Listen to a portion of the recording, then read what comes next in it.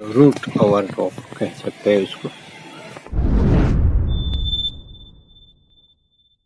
बहुत सालों से ट्रेन कर रहा हूँ और ये रॉक भी स्पेशल है दोस्तों। आप ध्यान से देखेंगे तो यहाँ कुछ फॉसिल्स है, बहुत सारे फॉसिल्स से ये भरा है। तो ये प्लांट को मैंने इसके साथ ऊपर से अटैच कर दिया था और एक रूट था जो 2 साल पहले मैंने यहाँ से करके उसको अंदर से डाल के बाहर निकाला था यहाँ से। तो ये अच्छे से अटैच हो गया है। तो अब उसमें वक्त है दोस्तों ट्रिमिंग का। देखिए दोस्तों, ये मास अनबैलेंस हो रहा है। अगर ऐसे ही अनबैलेंस होने दिया तो इस तरह का देखने को मिलेगा डाइबैक दोस्तों। ये देखिए, ये ब्रांचेस चली जाती है धीरे धीरे करके, बहुत सारी ब्रांचेस चली जाती है। तो इस तरह ब्रांच स्ट्रक्चर जो होता है ना, वो नहीं मिलता बाद में। तो फिर यहाँ ब्रांच स्ट्रक्चर चाहिए तो सब कुछ बैलेंस में लेके चलना पड़ता है दोस्तों। देखिए कितना डेंस हो गया है, तो उसको हमें निकालना पड़ेगा। देखिए मानसून आते ही एयर रूट निकलने लगती है। उन सबको तो हम निकाल ही देंगे क्योंकि कोई काम नहीं है उन सब का। तो चलिए मैं ट्रिमिंग कर लेता हूँ। तो ट्रिमिंग कब हो सकता है दोस्तों? तो ये देखिए, अब ये न्यू स्टार्ट होने वाला है। स्प्रिंग आया, ग्रोथ हुआ, हटाया, फिर हटाया कर करके अब ये फिर से हम करने वाले हैं इस पे, क्योंकि अब यहाँ नीड है इसकी।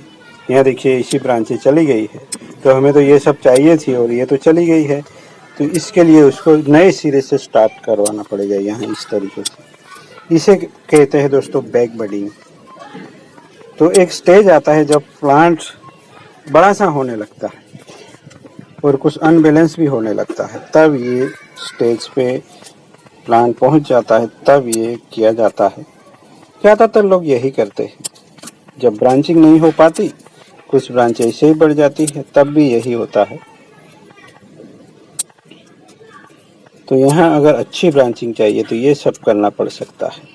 किसी किसी का जी नहीं चलता कि इतनी अच्छी कैनोपी है, उसको भला क्यों हम निकाल दें। बट इसके बाद जो होगा दोस्तों, वो इससे भी बढ़िया होगा, बहुत ही दर्शनीय होगा, हमको देखने को में पसंद आएगा। देखिए ये ब्रांच भी चली गई है, तो इस तरह फिर से एक रेमिफिकेशन करवाना। इतनी लंबी ब्रांच में हम यहाँ कहीं ट्रिम करेंगे तो दिक्कत आ सकती है। इतना अच्छा ब्रांचिंग स्ट्रक्चर हमें नहीं मिलेगा। तो इसलिए ये प्रोसेस होता है जिसे कहेंगे हम बैक बडिंग या ट्रिमिंग भी कह लो। सिंपल सी आसान सी भाषा में जो सबको समझ में आए। क्योंकि ये देखिए, ये सनरेज यहाँ आ ही नहीं रहा था, तो फिर इसके लिए भी जरूरी है, एरिएशन जरूरी है दोस्तों। यहाँ ब्रांच है तो हम उसके साथ जाएंगे। तो ये ग्रोथ भी अच्छे से नहीं कर रहा था क्योंकि यहाँ वो क्या कहते हैं, नीमाटोड वगैरह का भी प्रॉब्लम था।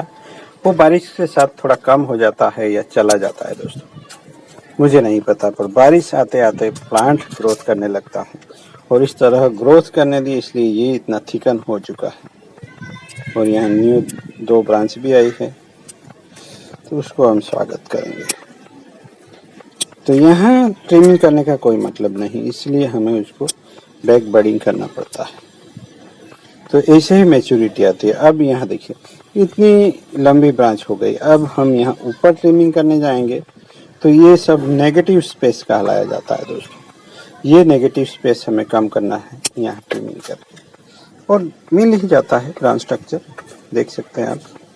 अब आपको कोई शेपिंग वगैरह करने की ज़रूरत नहीं है। अगर एक बार आपने इस तरह का स्ट्रक्चर ले लिया है, इनिशियल शेपिंग वगैरह करके, यहाँ वायर बाइट भी धीरे धीरे गायब होने लगा है।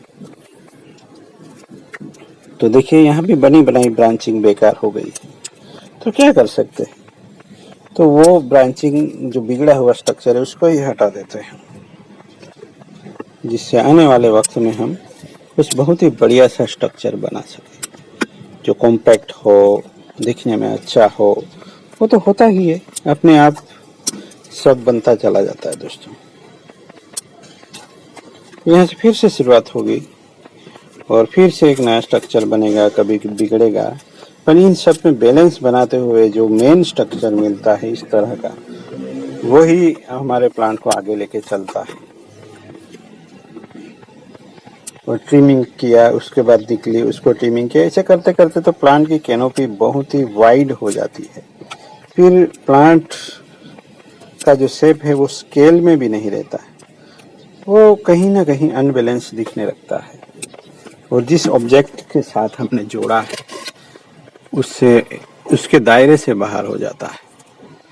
यानी रोक और रोक में आपको रोक नहीं मिलते तो आप छोटे रोक पे स्टार्ट कर देते हो, फिर प्लांट तो बड़ा हो जाता है, रोक तो उतना ही रहेगा, मगर वो दिखता नहीं, बाद में रोक गायब से ऐसा हो जाता है। और रूट ओवर का जो कॉन्सेप्ट था वो भी खत्म हो जाता है, क्योंकि प्लांट पूरे रोक को ही जकड़ लेता है, जैसे कि वो है ही नहीं, दिखता ही नहीं कहीं। तो इसलिए सिलेक्ट ऐसा रोक करें जो थोड़ा बड़ा हो, भले ही लोकल हो, बट ढंग से अरेंज करेंगे तो वो भी अच्छा निकल के आता है दोस्तों। तो ये बहुत ही बेसिक और डिटेल चीज है, जो कि एक बार ब्रांचिंग बनाने के बाद भी बिगाड़ना पड़ता है।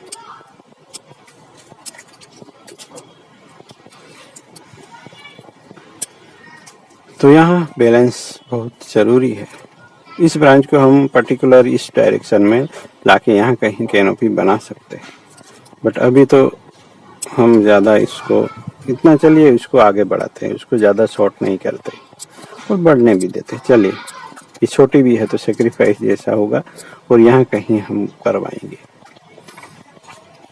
तो देखिए बहुत ही अलग है, ये रूट भी अच्छे से जम चुके हैं दोस्तों, आप देख सकते हैं। तो प्लांट कैसा लगा जरूर बताना है। अभी एरियल रूट का कोई काम नहीं, अब यहाँ इस स्टेज पे आके हमें कुछ भी करने की जरूरत नहीं रहती बिना ट्रिमिंग के। ट्रिमिंग ही कीजिएगा। वो ही प्लांट है जिसमें से मैंने एरियल रूट के साथ एक नया प्लांट बना लिया था, इसी से अलग किया था मैंने यहाँ कहीं से, और वो तो जगह बदल जाती है, वैसे पता भी नहीं चल रहा कि कहाँ से अलग किया होगा, पर वही प्लांट है जिसकी एरियल रूट से मैंने एक नया प्लांट बनाया हुआ है। देखिए कैरेक्टर में है पूरी तरीके से। धीरे धीरे यहाँ मैच्योरिटी आती रहेगी, ब्रांचिंग वगैरह बनता रहेगा, और ये और अच्छा बनता चला जाएगा दोस्तों। यहाँ कोई फ्रंट नहीं डिस्कस करता मैं, क्योंकि मुझे सब तरीके से या सब जगह से प्लांट एक ट्री की तरह दिखना चाहिए, ऐसा लगता है मुझे। तो मिलते हैं, बने रहिएगा। Thank you for watching.